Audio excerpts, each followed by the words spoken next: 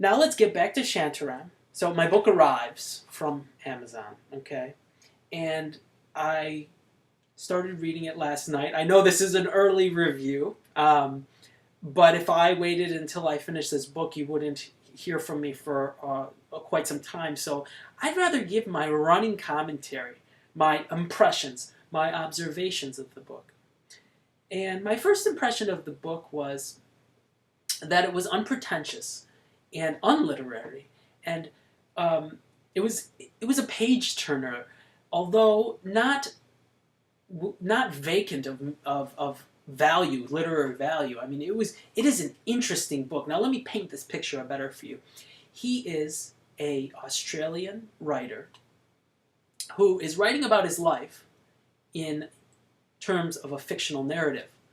So we have something called autobiographical fiction. I'm interested in this because I'm writing autobiographical fiction. And so that's one of the reasons why the book appealed to me. Let's just answer what I mean by autobiographical fiction. Take the case of Shantaram. The author's name is Gregory David Roberts. And the front of the book says, on the first page of the book, describes the author. It says, Gregory David Roberts, like the hero of his novel, spent many years as a fugitive.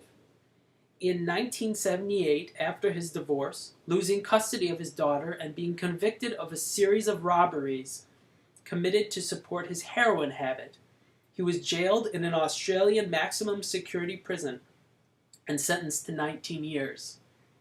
In 1980, he escaped over the prison's front wall, and for the next 10 years eluded authorities living in New Zealand, Asia, Africa, and Europe, but for most of that time in Bombay, where he established a free medical clinic for slum dwellers and worked as a counterfeiter, smuggler, gun runner, and street soldier for the Bombay Mafia.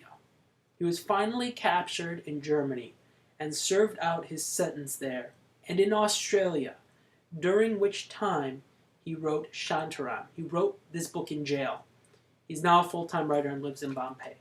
Okay, now on the topic of autobiographical fiction, if anyone should write a book about their life, it's this guy. Okay, I thought my life was interesting. Okay, I have some of these elements in my life. Okay, now not this degree, but I was a heroin user. I have a history of addiction, and I've lived in Las Vegas. I've lived in Spain. I've lived all over the world in the United States. I've lived on the run. So I can relate somewhat, and that's why I took upon the task of writing my life story, because my life story was like a novel. But this guy's on another level. I mean, okay, come on. Escapes from jail. Lives in India in hiding. I mean, he becomes part of the Indian mafia. I mean, this is story material. And I think the publisher knew that right off the bat. He also happens to be a very good writer. But let's keep in mind, he's writing about his life in a fictional manner. Now, this is the genre that interests me.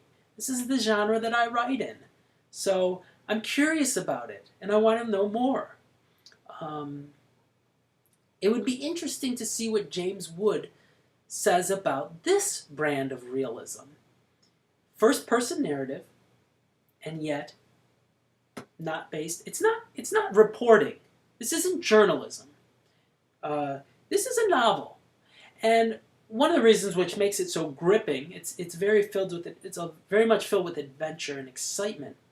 India, an exotic land, right? The Westerner in the exotic land trope, and yet it takes a lot of elements from high romance. I do, after only reading the first chapter, I sense some romantic elements in it. I think it's impossible not to. There's a line I'll quote. He meets this Indian woman sort of coincidentally. She pulls him back from a bus that's about to hit him, and he looks at her, and he says that she was the most beautiful woman he's ever seen. Okay, these are lines we would read in a romance, and yet the writing is very good, with the exception of that sentence. And let me give you a taste of some of this writing.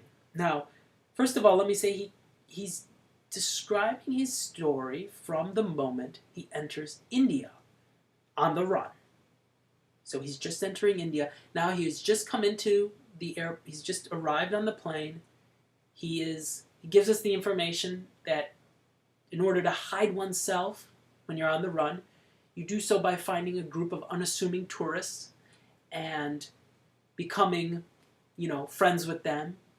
And that's just what he does.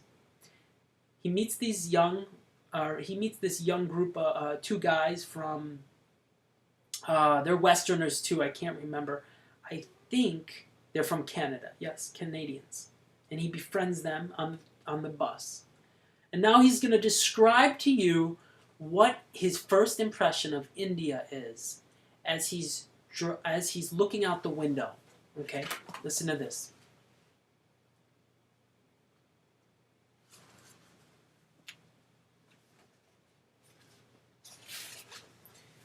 Like brown and black dunes, the acres of slums rolled away from the roadside and met the horizon with dirty heat haze mirages. The miserable shelters were patched together from rags, scraps of paper and plastic, reed mats and bamboo sticks. They slumped together, attached one to another, with narrow lanes winding between them. Nothing in the enormous sprawl of it rose much above the height of man.